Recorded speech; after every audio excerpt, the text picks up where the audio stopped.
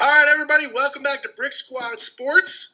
Today for you, we got a new segment that we're starting called Brick Banter, where we take one topic every week and we kind of beat the shit out of each other. I'm going to beat up on Lil Al because he's a little bitch. Hope you don't mind me saying that, Al. Anyways, we're going to talk about the NBA MVP race. At least we can speak English, right? And talk about who we think we should win it. So let's first mention who's kind of in the race. Obviously, up top, we got Russell Westbrook and James Harden. Some people think that LeBron James should be in there. I don't see that at all.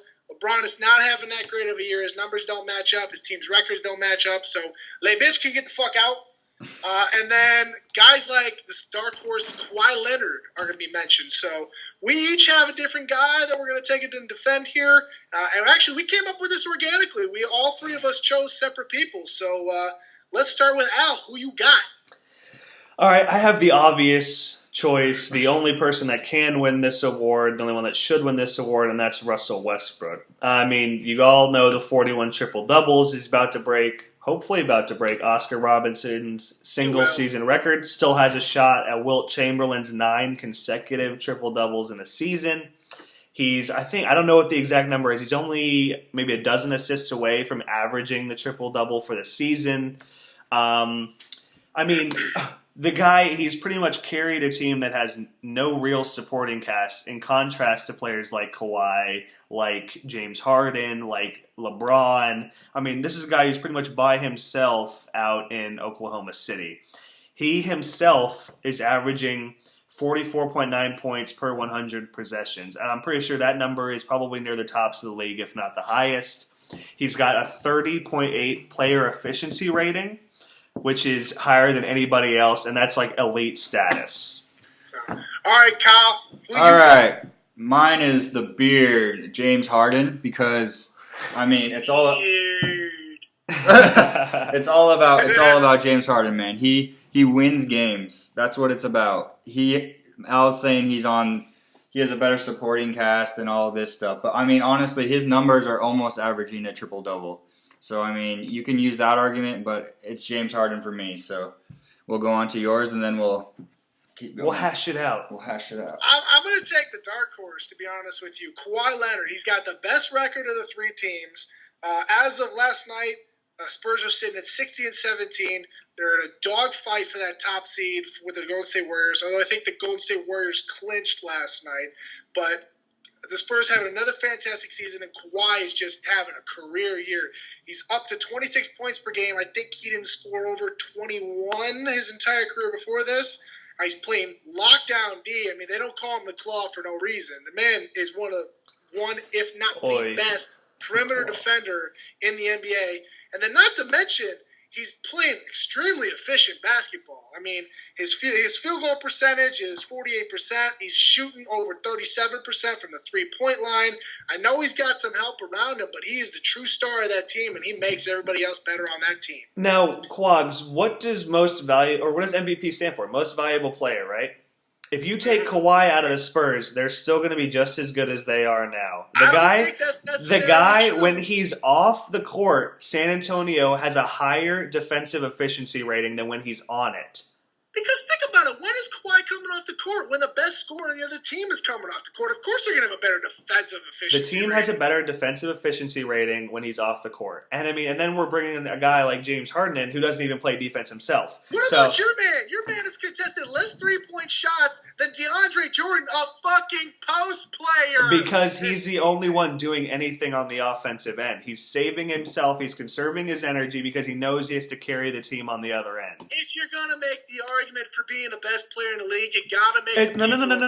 It's not best player. It's most valuable. And you cannot say that any teammate's better. If you put Kawhi on that team, and I bet you the Thunder have a better record. If you take Russ off of the Thunder, which essentially means you're getting rid of a valuable player, are they anywhere near the playoffs? Hell no. That's why it's most valuable. And Quags, half your argument. Jimmy Butler off the Chicago Bulls, and they go from being trash to who the fuck cares about trash. Butler? Shut up, Colin. What were you saying? That argument of taking a guy off the team doesn't work with me. That's what most valuable player is. You moron. That's That's what they It's say. the best player. Yeah. Oh, before Colin wrecks you with his point, and probably me. If you listen to any sports radio, right, any sports podcast, they always say most valuable player means if you took them off that team, where would they be without him? Hence the value. That's where it comes from. You can't say the same for Kawhi. Can't say the same for James. You can only say it for Russ. You take Kawhi Leonard, you put him on any one of these three teams we're talking about, they're going to be a good basketball team.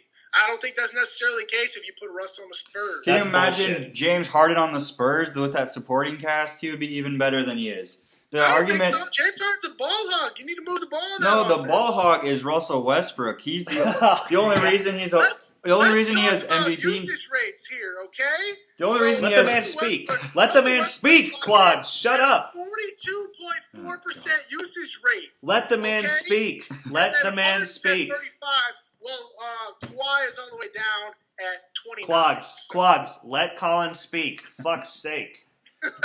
I don't even know what the fuck he's talking about. He's talking about... He's yelling over himself, really. That's all it is. Go ahead. I'm sorry. What were you saying? So, what I was saying about Westbrook is that anyone can be MVP when you're the whole team. You're the only one touching the ball half the time. So, it's like...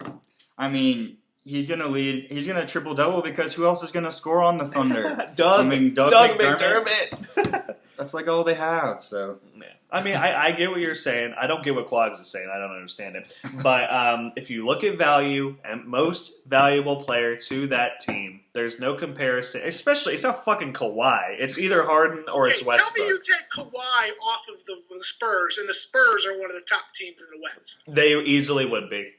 No! Yep. Name me one player on that team besides Kawhi. You can't do it. Tony Parker, Manu Ginobili.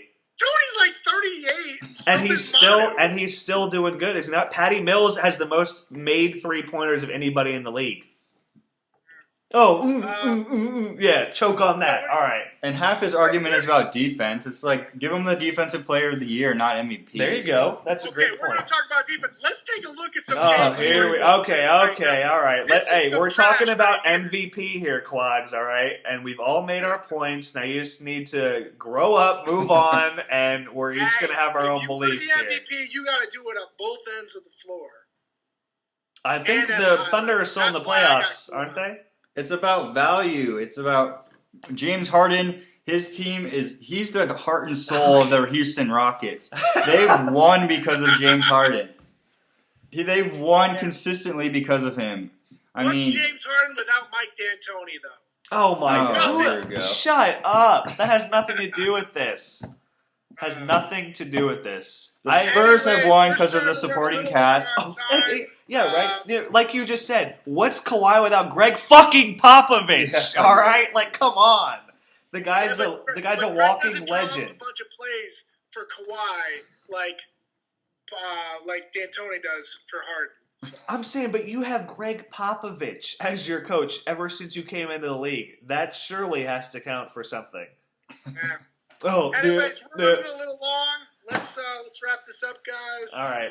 Thank you for tuning in to Brick Banter.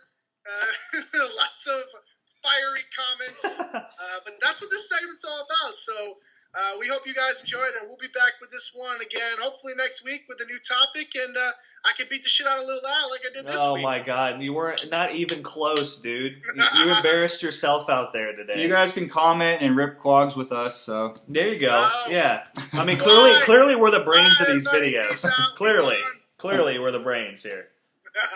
All right, see you guys.